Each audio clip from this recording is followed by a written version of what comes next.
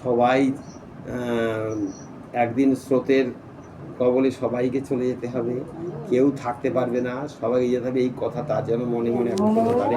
নারদ তো আমাকে একটু আগেই আভাস দিয়ে গেছে, আমি তো সেটা কর্ণপাত করিনি। নারদের বাক্যে রাজা মরিল মরণে, স্বর্গমাত্রে যাত্রা হেতু করি মনে, স্বর্গমার্গে যাত্রা হেতু করিলা মনন, একদিকে কুন্তী সতী করিয়া শ্রবণ, ভাগ্যবাণী আত্মাস্থাপী সংসার হইতে উপরত হয়ে গেল অমর ধামেতে। যেই দিন ধরণীতে এক পরিজন আর ধন, আপন ধামেতে সুখে করিলা গমন, সেই দিন কলিয়াসি দর্শন দিলা, যুধিষ্ঠির মহাবিজ্ঞ বুঝিতে পারিলা। বলছে যেই দিন জনার্দন দ্বারকাতে ফিরে গেল, তখনই আমি ভেবেছি এই বুঝি কলি আগমন হলো।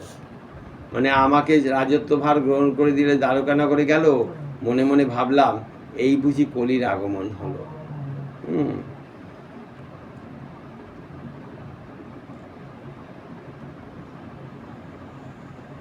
তারপর যুগের পরেই তো এই কলিযুগ। কৌটিল্য হিংসাদিক্রমে ভূমিতে হইল, তাহারই যুধিষ্ঠির অন্তরে ব্যাকুল। মহাপ্রস্থানে যোগ্য বসন তখন, পড়িলেন অবিলম্বে ধমন রাজন। মহাপ্রস্থান যোগ্য বসন মানে গৃহ ছাড়লে, মহাপ্রস্থান করলে এক কথা বলতে যখন তারা সন্ন্যাস নেয়, সন্ন্যাস নিলে কি হয়, তার কোনো বেশভূষা থাকে, ত্যাগের বেশ থাকে সর্বদা। তাই বলছে মহাপ্রস্থানের বসন তিনি গ্রহণ করলেন।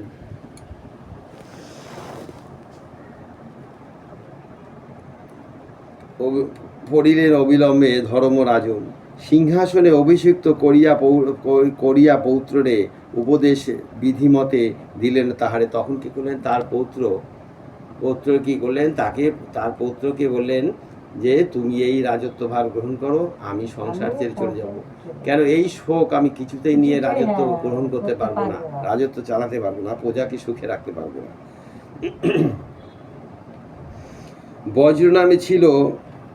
বজ্র নামে ছিল অনিরুদ্ধের নন্দন, মথুরাতে রাজা তারে করিলা তখন। বসন ভূষণ ত্যাগ করিতার পর, সংযত করিয়া ক্রমে ইন্দ্রিয় নিকর। অনশনে মুক্ত কেশে হইয়া তখন, গৃহ হতে বহির্গত হইলেন রাজন। পরম ব্রহ্ম ধ্যান করি হৃদয় মাঝারে, চলিলেন উত্তর দিকে বিরাগ অন্তরে। ভাতৃগণ তাহা দেখি কাতর অন্তরে, মনে মনে নানা রূপে আলোচনা করে।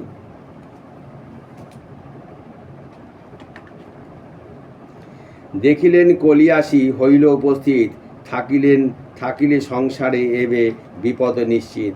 মানে সে দেখলো, যুধিষ্ঠির যেন দেখছে যেন কলি যেন প্রবেশ করছে, এই মতো অবস্থায় যদি সংসারে থাকি তাহলে বিপদ আমারও নিশ্চিত বিপদ।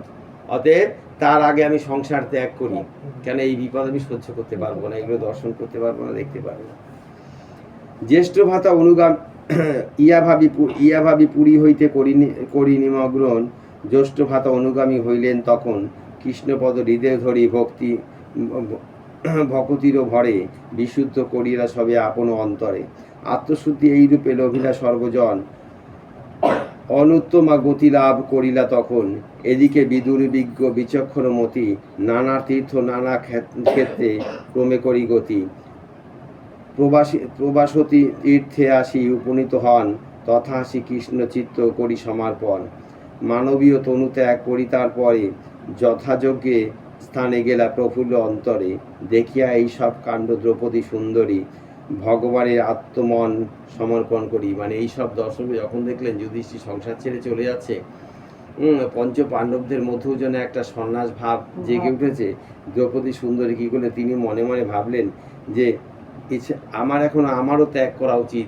আমি কি করলে তখনকার প্রভুর প্রতি সমস্ত আত্মসমর্পণ করে দিলেন রাজত্ব থেকে, মানে রাজত্ব ভার থেকে, রাজরানী থেকে অবসর নিয়ে তিনি কি করলেন, প্রভুর প্রতি আত্মসমর্পণ করলেন।